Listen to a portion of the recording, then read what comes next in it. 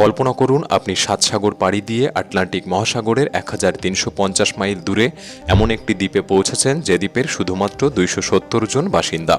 সেখানে কিছুদিন সময় কাটালেন, মনোমুগ্ধকর পরিবেশ উপভোগ করলেন এবং তারপর স্থির করলেন বাড়ি ফিরবেন। তবে একটি দুঃখের বিষয়, আপনি চাইলেই বাড়ি ফিরতে পারবেন না। এমনটা নয় যে আপনাকে মেরে ফেলা হবে। বর্তমান পৃথিবীতে আমরা যে বসতিগুলিতে বাস করি সেই সম্পর্কে আমরা জানি এবং এগুলি স্বাভাবিক। কিন্তু আপনি কি জানেন এই বিশ্বে এমন কিছু গ্রাম বা বসতি রয়েছে যা আমাদের কাছে অস্বাভাবিক। আমরা কল্পনা করতে পারবো না তাদের জীবন সম্পর্কে। তাদের কাছে স্বাভাবিক হলেও আমাদের মনে প্রশ্ন উঠবে, এরা কিভাবে এই জায়গায় বসবাস করে। ভিডিওটি সম্পূর্ণ দেখার অনুরোধ রইল। আর নতুন বন্ধুরা অবশ্যই পাশে থাকা সাবস্ক্রাইব লেখাটি প্রেস করে বেল আইকনের অল অপশন সিলেক্ট করুন। আমরা অনেকেই হয়তো ইতালির জলের উপর ভাসমান শহর ভেনিসকে দেখেছি, যা দেখলেই মনে হয় শহরটি বেশ রোমান্টিক এবং আকর্ষণীয়। কিন্তু আমরা অনেকেই নাইজেরিয়ার আটলান্টিক মহাসাগরের তীরে এই ভাসমান শহর সম্পর্কে ধারণা রাখি না। এই ভাসমান গ্রামটির নাম মাকোকো। এটি একসময় মাছ ধরার গ্রাম নামে খ্যাতি ছিল, তবে বর্তমানে এটি জলের উপর নির্মিত একটি বস্তি পরিবেশ।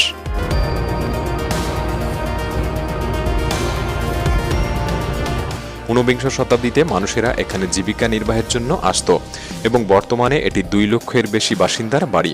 কিন্তু বর্তমানে এখানে কোনো সঠিক পয়ঃনিষ্কাশন ব্যবস্থা না থাকায় এবং জলের চারপাশে প্রচুর মোটর বোট, যা জায়গাটিকে অত্যন্ত নোংরা এবং মাছ ধরা প্রায় অসম্ভব করে তুলেছে। এছাড়াও স্থানীয়রা ভালো শিক্ষা বা চিকিৎসা সহায়তা পায় না, কারণ সরকার আনুষ্ঠানিকভাবে এই বন্দোবস্তকে স্বীকৃতি দেয় না। তবে অবশ্যই অনেক এনজিও সংস্থা এই সমস্যাটি সমাধান করার চেষ্টা করছে। কিন্তু আপাতত স্থানীয়দের জীবন দুর্যোগের মতোই ভয়ঙ্কর। আশা করা যায় একদিন হয়তো পরিবর্তন হবে। আপনি কি প্রায় ১,৪০,০০০ বছরের পুরনো একটি বাড়ি দেখেছেন বা দেখতে চান? তাহলে ইরানে আপনাকে স্বাগত, যেখানে আপনি ক্যান্ডোভান নামের একটি প্রাচীন গ্রাম খুঁজে পাবেন। এখানকার লোকেরা আগ্নেয়গিরির ঢালে বসবাস করে। তাদের বাড়িগুলি আগ্নেয়গিরির শিলায় খোদাই করা হয়েছে।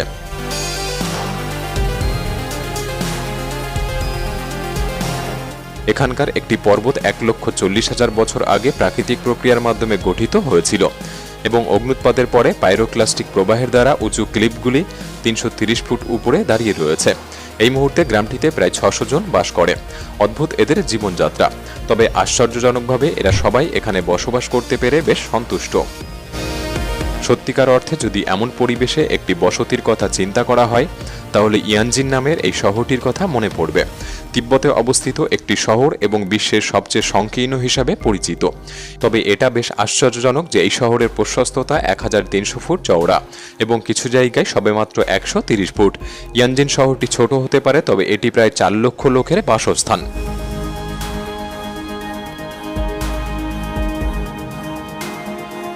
এটা ভাবলেই যেন মনে হয় কিভাবে সম্ভব, যেখানে চিত্তাকর্ষক এই শহরের দৈর্ঘ্য মাত্র ৩৭ মাইল। এখানকার ভালো দিক হলো পলিউশন। আশেপাশে খুব বেশি গাড়ি নেই, যা বাতাসকে বেশ পরিষ্কার করে তোলে। তবে এত মানুষ এত ছোট জায়গায় কিভাবে বসবাস করতে পারে তা কল্পনা করা বেশ কঠিন ব্যাপার। আন্টার্কটিকার দুর্গম এবং অত্যন্ত দুর্গম পরিবেশে আপনি যদি একটি নিরাপদ বাসস্থানের কথা চিন্তা করেন, তাহলে পরিচিত হন হ্যালি 6 এর সাথে। বরফের উপর ভাসমান এটি প্রথম পোলার স্টেশন, যা ৮টি আন্তঃসংযুক্ত বৈজ্ঞানিক গবেষণাগার। এই বাসস্থানটি এমন নকশায় তৈরি যা এক জায়গা থেকে অন্য জায়গায় সরানো যায়। এই স্থান পরিবর্তনটি অত্যন্ত গুরুত্বপূর্ণ, কারণ বরফ ক্রমাগত গলছে, যা এই গবেষণা কেন্দ্রে বন্যার মতো পরিস্থিতি তৈরি করতে পারে।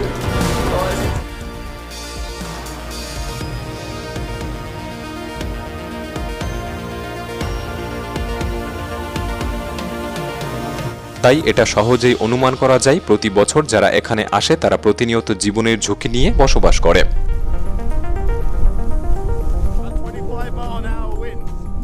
এছাড়াও শীতকালে যাদের ভিটামিন ডি প্রয়োজন তাদের জন্য হ্যালি স্টেশন উপযুক্ত জায়গা নয়, কারণ আন্টার্কটিকায় শীতের মাসগুলিতে সূর্য একেবারেই ওঠে না। এটি আন্টার্কটিক নাইট নামে পরিচিত এবং এটি ৪ মাস স্থায়ী হয়। কল্পনা করুন আপনি একটি ব্রিজের উপর দিয়ে গাড়ি চালিয়ে যাচ্ছেন এবং পরে জানতে পারলেন এর নিচে একটি সম্পূর্ণ আবাসিক এলাকা রয়েছে। বিষয়টি কেমন হবে?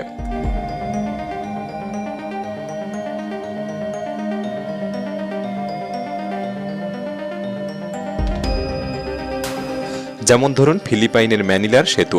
এটা ভাবতেও ভয় লাগে যে মানুষকে আসলে এমন পরিস্থিতিতেও থাকতে হয়। বাচ্চাদেরকে বড় করা স্বপ্ন, মৌলিক সুযোগ সুবিধার অভাব, স্যানিটেশনের অভাব এবং গাড়ির ক্রমাগত শব্দ। বেশ অদ্ভুত এই জীবনযাত্রা, যা এদের একটি দৈনন্দিন জীবনের সংগ্রাম।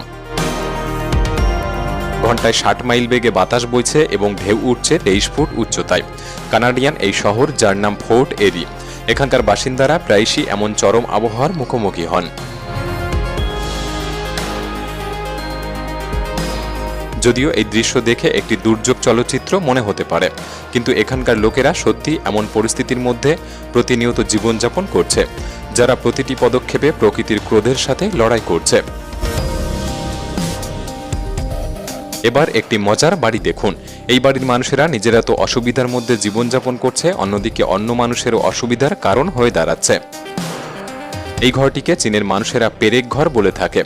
যখন সরকার একটি নতুন এক্সপ্রেসওয়ে তৈরির কাজ শুরু করে, তারা বাড়ির মালিককে অর্থের বিনিময়ে এই স্থান ত্যাগ করার প্রস্তাব দিয়েছিল, কিন্তু মালিক তাতে রাজি হয়নি। তাই সরকার পক্ষ বাড়ির চারপাশ দিয়ে রাস্তা বানানোর সিদ্ধান্ত নেয়। এর মানে হলো যে বাসিন্দা রাস্তার মাঝে আটকা পড়ে গিয়েছে এবং যানবাহনের তীব্র কোলাহল ও গাড়ির ধোঁয়ার মধ্যে শ্বাস নিচ্ছে। এমন ঘাটতারা মানুষের জন্য একটি কাজ করা যেতে পারে। প্রত্যেক ড্রাইভার যখনই এখান থেকে যাবে, তাদের হর্নটা একটু বেশিক্ষণ চেপে ধরবে। বর্তমান সময়ে রাজনৈতিক যা পরিস্থিতি, সুযোগ পেলেই হেলিকপ্টার চড়ে বিদেশে পাড়ি জমাচ্ছে। তাদের জন্য আমি একটি নিখুঁত জায়গা খুঁজে পেয়েছি। স্কটল্যান্ডের রাজধানী এডিনবার্গের নিকটতম জনবসতি থেকে প্রায় 1300 মাইল দূরে অবস্থিত এটি পৃথিবীর সবচেয়ে দূরবর্তী বসতিগুলির মধ্যে একটি।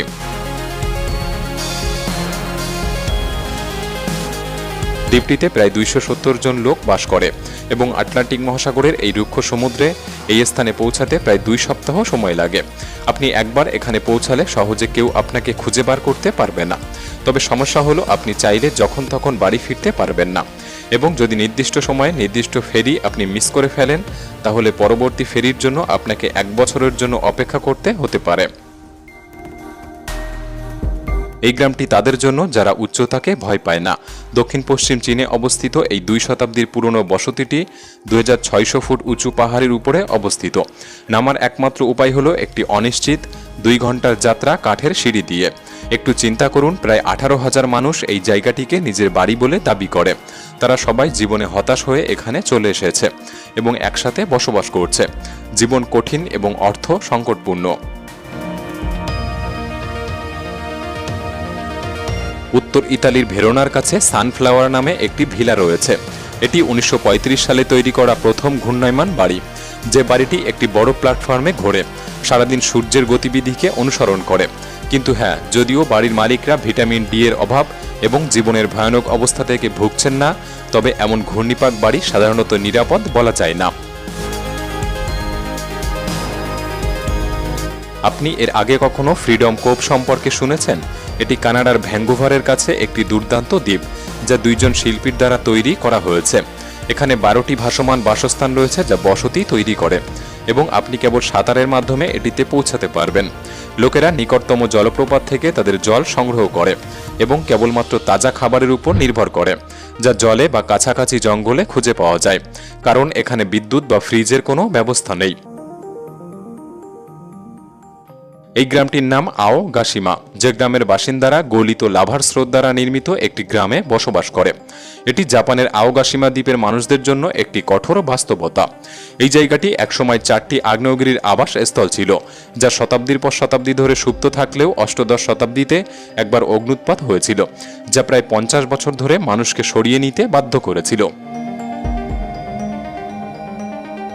যাই হোক, জীবন অবশেষে এই দ্বীপে ফিরে আসার পথ খুঁজে পেয়েছিল।